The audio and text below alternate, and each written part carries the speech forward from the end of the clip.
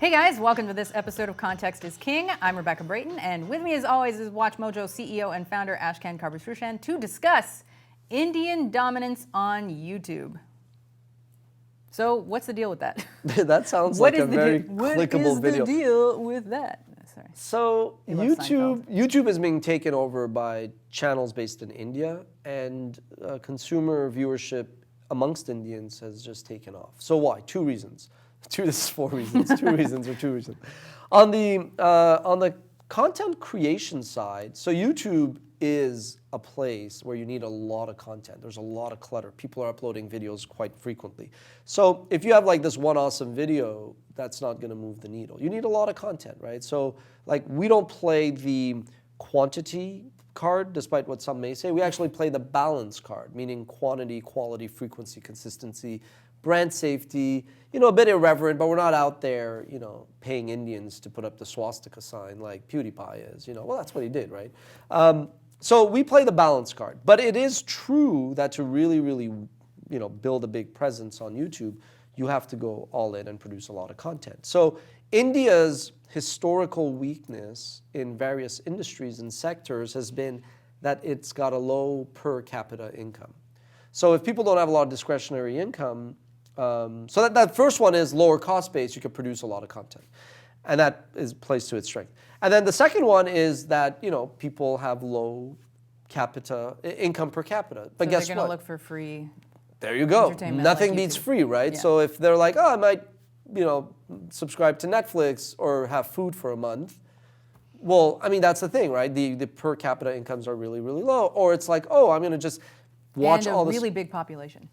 Well, then, and the big population just moves the scale much faster. And then the third one is also that the same way that, like, let's say in Brazil years ago, they didn't have landlines. There wasn't that much penetration in the marketplace. They just leapfrogged to mobile devices. It's the same thing in India, where everybody's going to be on their phone watching videos on YouTube.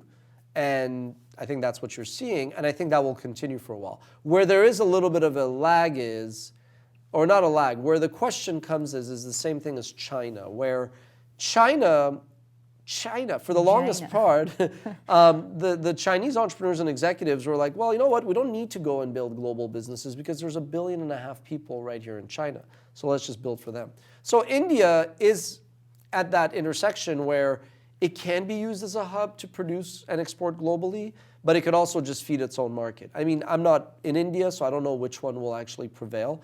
You can outsource the production of a computer screen to like some shop in Taiwan, but you can't really outsource culture, right? I mean, if you're going to be watching something on Game of Thrones or something that is like of appeal to North Americans, it's not as obvious as outsourcing the production of a computer screen.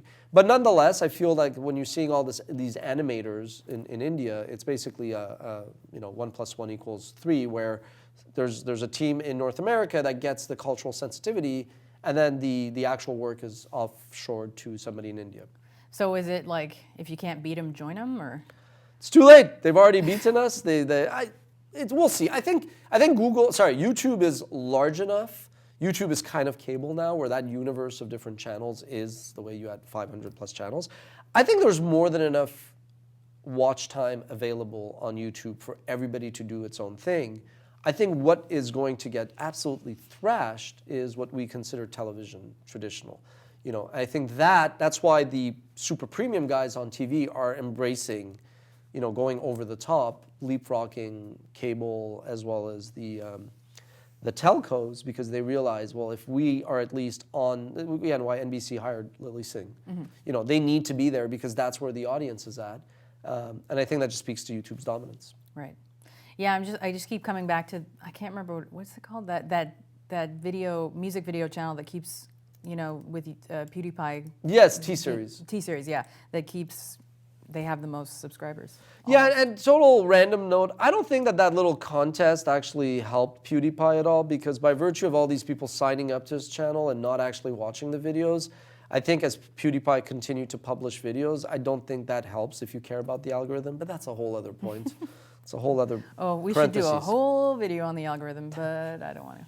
So what do you guys think about Indian YouTube channels and whether or not they can serve an audience outside of India? Let us know in the comments, and we will see you next time.